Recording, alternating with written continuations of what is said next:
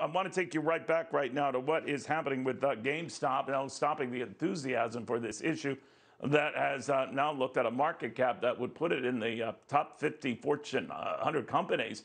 Right now, we're $312 a share. It's up an additional 112%. It has been changing hands at a multi-billion-dollar pace that dwarfs even that of Apple. The read on whether any of this is getting a little crazy right now amid reports that TD Ameritrade and others might sort of step back and sort of control or restrict trading in these issues. I believe AMC was the other issue. Scott Martin, back with us. And Barry, I should say, back with us. They were kind enough to stay with us when we were interrupted by some breaking news. So always with you. And Scott, thank you. And thank you. And would you want to begin with you on this move right now to sort of rein in the froth, I guess, in a trading extent with TD Ameritrade, and now the extreme, this Massachusetts regulator who wants a 30-day freeze on trading in GameStop. What do you think? I think it was inevitable. Actually, if anything, I'm surprised it didn't come a little bit sooner. I think if we do get the 30-day freeze, I think as the regulators get in there and try and unpack what was really driving this, how much of this was a real attempt to try and, have that short squeeze, on how much of it was perhaps a new shift, which is now the sort of populism risk that hedge funds are going to have to start dealing with if they see this Reddit momentum start impacting other positions. It's interesting to see if this is an inflection point. You know, I want to focus a little bit on these short trading firms that were sort of, kind of dangling on life support there, Melvin Capital and Citron, because they just made wrong bets here. They were in a squeeze of their own.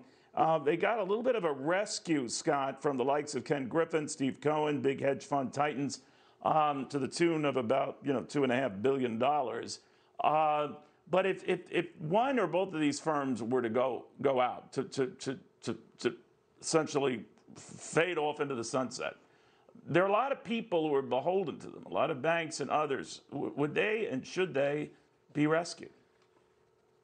Well, here's the thing. Should they be? Probably not, Neil. Will they be? Probably. And that's kind of the sad kind of backstory of Wall Street, isn't it? There's always been these bailouts. There's been very little moral hazard. To your point about what's the collateral damage, yeah, there's prime brokers, there's trading firms, there's custodial firms that have leverage extended to these companies that you're right. If they go BK, bankrupt, bust, that money's gone. But I got to tell you, I want to comment on the 30-day shutdown of GME, GameStop, or Fossil, or some of these other companies. I actually disagree completely with that idea because of the fact that the way to fix this is not to turn off the liquidity, as far as to shut down what is still a free operating market. I mean, somebody's buying, somebody's selling. Yes, the regulators were out to breakfast, lunch, and dinner on this and not noticing where some of the leverage was coming in, what some of the synthetic option strategies were happening to short the stock and get over kind of done. But shutting this thing down and cutting it off now, the horses, the cows, the pigs, I'm using too many metaphors, are gone. They've left the barn. So when we're like, hey, let's lock the door, you got no animals left there to actually take control of. And you could think of it this way as well. I mean, people are wise enough to know if they're getting into something frothy, but the buyer beware. No one has expressed much sympathy in the past for short traders, those who are betting a price of the stock will go down. So I'm just wondering what you make of this right now. I'd like to hear your answer before we get to Biden. Go ahead. Good afternoon, everybody. I know